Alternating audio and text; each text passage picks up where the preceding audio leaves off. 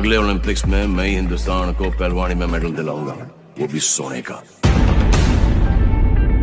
India का coat पाना है? ओए हमें नहीं मिलता इंडिया का कोट, कमाना पड़ता है।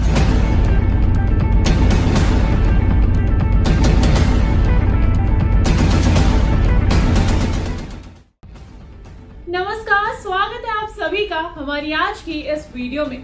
अपने 5 डेकेड्स लंबे करियर के दौरान 5000 से अधिक मुकाबलों में अनडिफीटेड रिकॉर्ड के साथ गामा की महानता वास्तव में पत्थर पर बनी हुई है।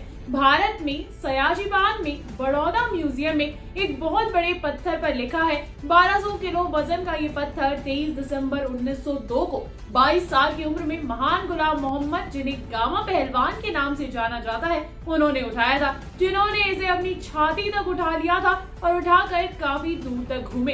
अपने जीवन में वो अनडिफीटेड रहे और उन्हें अब तक के सबसे महान पहलवान के रूप में स्वीकार किया जाता है। 22 मई 1878 को जन्मे गुलाम मोहम्मद बख्श भट्ट, जो बाद में गामा के नाम से जाने गए, पहलवानों के एक कश्मीरी परिवार से थे।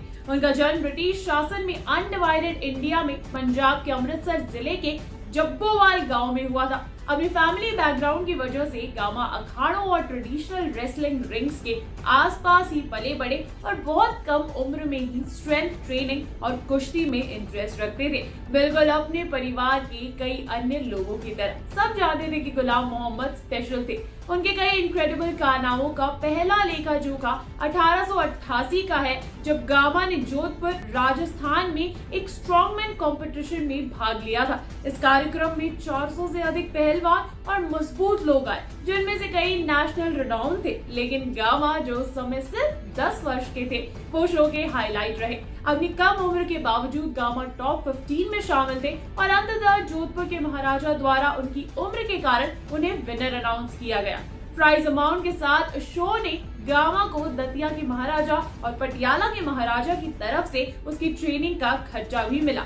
राइटर जॉन की book Bruce Lee the art of expressing the human body के अनुसार legendary martial artist Bruce Lee ने बाद में गामा के ट्रेनिंग मेथड से प्रेरणा ली और इसके कई पहलुओं को अपनी ट्रेनिंग में शामिल भी किया। अपने टीनेज इयर्स में गामा ने भारत में जितने भी पहलवानों से सामना किया, उन सभी को पछाड़ दिया। 1895 में उनका सामना रहीम बख्श सुल्तानी वाला से हुआ, जो कि कश्मीरी पहलवान थे, जो उस वक्त भारतीय कुश्ती चैंपियन थे। गामा से ज्यादा एक्सपीरियंस और 7 फीट से अधिक लंबे रहीम बख्श 17 वर्षीय गामा को हराने के लिए क्लियरली रेडी थे, लेकिन उस टीनेजर ने अपनी नाक और कान से खून बहने के बावजूद अपने ओपोनेंट को बराबरी की टक्कर दी। गामा को अभी तक रुस्तम-ए-हिंद अनाउंस नहीं किया गया था, लेकिन बख्श के खिलाफ उनके प्रदर्शन के बाद उन्हें खिताब के प्राइमरी कंटेंडर के रूप में पहचाना गया। 1910 तक गामा ने रहीम बख्श को छोड़कर सभी भारतीय पहलवानों को हरा दिया और उनका ध्यान वर्ल्ड स्टेज पर चला गया। गामा एक इंटरनेशनल इवेंट में भाग लेने के लिए लंदन गए थे, लेकिन उनके छोटे कद के कारण उन्हें एंट्री नहीं मिली। तो गुस्से में गामा ने खुली चुनौती दी कि वो किसी भी वेट क्लास के किसी भी 3 पहलवानों को 30 मिनट में हरा सकते हैं। हालांकि किसी ने भी उन्हें सीरियसली नहीं लिया था उस वक्त। लंबे इंतजार के बाद गामा को आखिरकार फेमस अमेरिकी पहलवान बेंजामिन रोलर के रूप में एक चैलेंजर मिला, जो एक डॉक्टर और एक प्रोफेशनल फुटबॉलर भी था।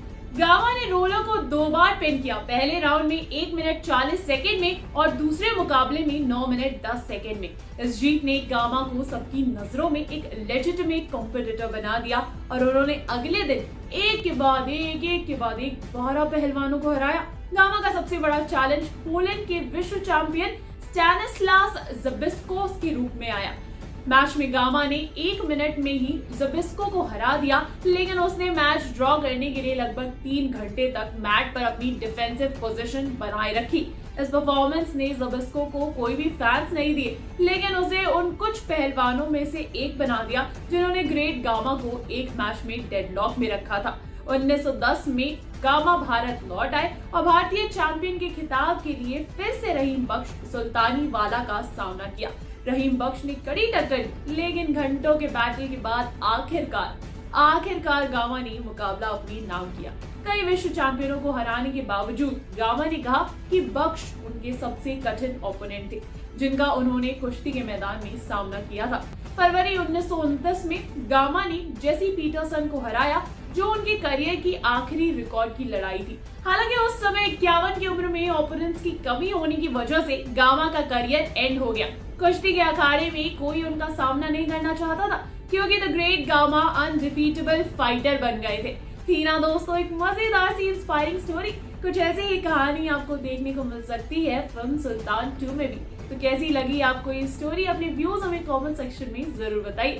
साथ ही साथ अगर ये वीडियो पसंद आई हो तो इसे लाइक कीजिए, शेयर कीजिए और हाँ सब्सक्राइब कीजिए बॉलीवुड स्टूडियोज को। और अगर आप भी हमारे साथ काम करना चाहते हैं तो फटाफट से डिस्क्रिप्शन बॉक्स में जाइए, जॉब लिंक पर क्लिक कीजिए और इस अपॉर्चुनिटी का भरपूर फायदा उठाइए। नमस्कार दोस्तों।